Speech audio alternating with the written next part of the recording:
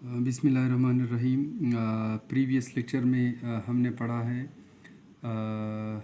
कि kidney failure को या रेनल फेलिवर और उसकी ट्रीटमेंट डायलिसिस और किडनी ट्रांसप्लांटेशन। तो डायलिसिस आज हम कर रहे हैं। डायलिसिस में वैसे डायलिसिस कैसे कहते हैं? डायलिसिस जब फॉर एग्ज़ाम्पल हमारे पास एक इंसान है और उसके यानी उसको हम पेशेंट यानी गुर्दे उसके फेल है, तो ये हमारे पास किडनी फेलियर का पेशेंट है। अभी इस पेशेंट का ब्लड हम प्यूरिफाई करते हैं, साफ़ करते हैं। ब्लड इसका हम प्यूरिफाई करते हैं, लेकिन इसकी ब्लड की प्यूरिफिकेशन के लिए ज़ाहिरी बात है गुर्दे काम नहीं कर रहे हैं, तो ब्लड हम साफ़ करेंगे with the help of machine, यानी आर्टिफिशियली हम इसका ब्लड साफ़ करेंगे with the help of a machine, यानी आर्टिफिशियली हम इसका ब्लड साफ़ कर लेते हैं। तो जब हम किसी पेशेंट यानी रेनल फेलियर और किडनी फेलियर का पेशेंट है, उसका ब्लड हम साफ़ करते हैं with the help of a machine. So this process is called dialysis. This process is called dialysis. वो प्रोसेस जिसमें रेनल फेलियर का एक पेशेंट, उसका ब्लड हम साफ़ करते हैं artificially with the help of a machine, इसको हम कहते हैं डायलिसिस। डायलिसिस के दो टाइप्स है, एक को हम कहते हैं हीमोडायलिसिस और एक को हम कहते हैं पेरिटोनियल डायलिसिस। एक को हम कहते हैं हीमो डायलिसिस और एक को हम कहते हैं peritoneal dialysis. Number 1 haemodialysis. Haemodialysis कौन सा प्रोसेस है? इधर मैं ये डायग्राम आपके सामने रखता हूँ। फॉर एग्जांपल ये है हमारे पास पेशेंट, रेनल फेलियर का कंडीशन है, पेशेंट है। यहाँ ये इसका आर्म है और इस आर्म से उसका ब्लड लिया जाता है। This blood is passed into the dialyser machine. अभी ये डायलाइज़र मशीन है और इस डायलाइज़र मशीन के अहम कंपोनेंट क्या है?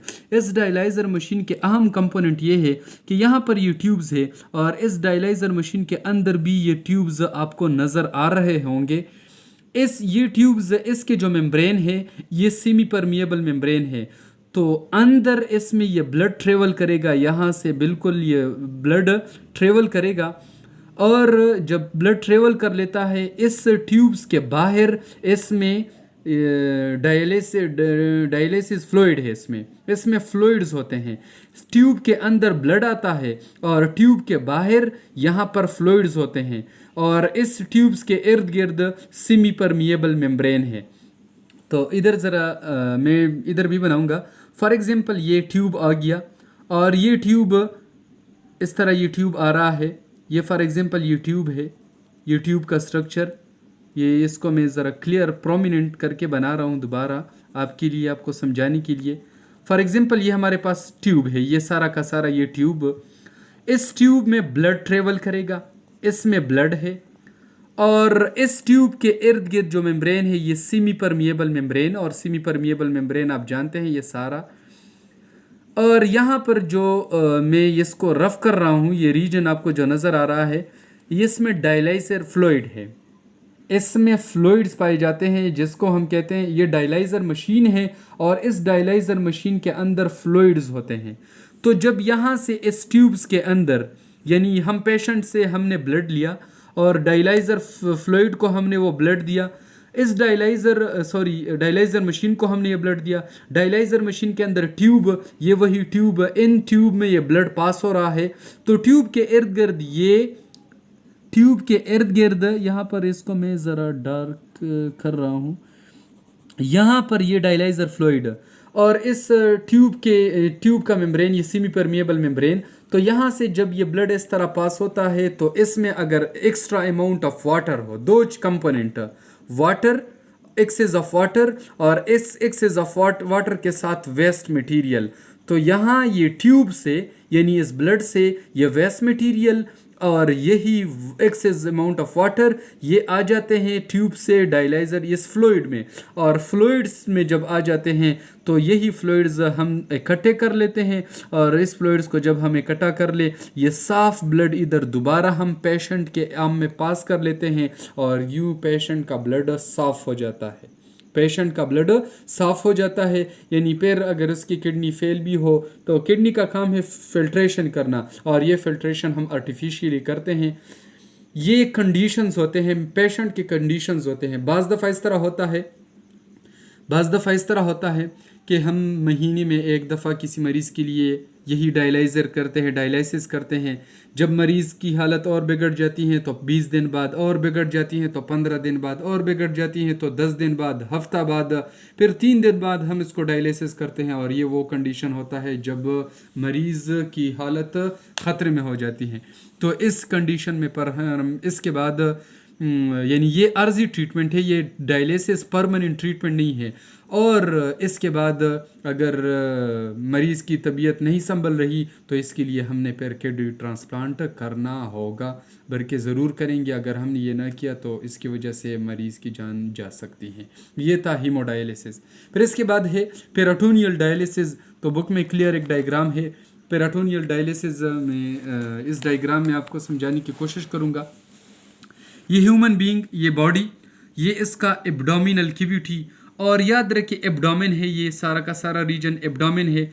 इस एब्डोमेन में जो एलिमेंट्री कैनाल है, डाइजेस्टिव ट्रैक है, डाइजेस्टिव ट्रैक एलिमेंट्री कैनाल भी हम इसको कहते हैं। यहाँ पर कैविटीज़ होते हैं जिसको हम कहते हैं पेरिटोनियल कैविटी।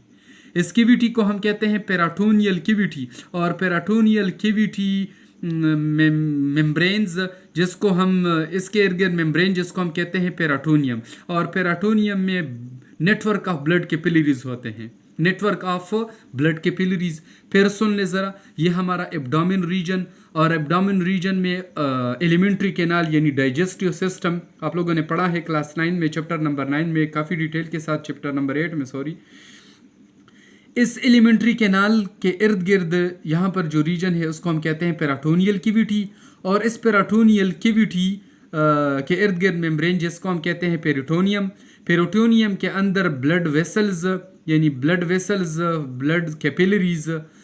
तो यहाँ पर हमारे पास ये फ्लूइड्स है, और ये कैथेटर हम पास करते हैं, एक ट्यूब पास करते हैं इस पेरिटोनियम कैविटी में, और यही फ्लूइड्स हम इससे पास कर लेते हैं और ये पहुंच जाते हैं फ्लूइड्स वही ब्लड वेसल्स तक, इस पेरिटोनियम तक ये पहुंच जाते हैं।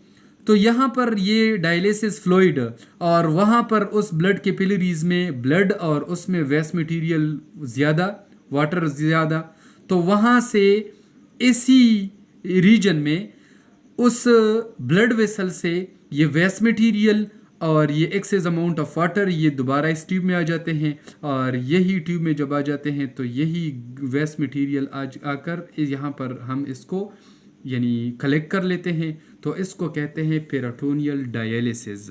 ये पेरिटोनियम में होता है तो इसलिए हम इसको कहते हैं पेरिटोनियल डायलिसिस। ये अल्फाज ज़रा कन्फ्यूजन वाले हैं लेकिन इसको गौर से देख लिए, इतना बड़ा मसला इसमें नहीं है।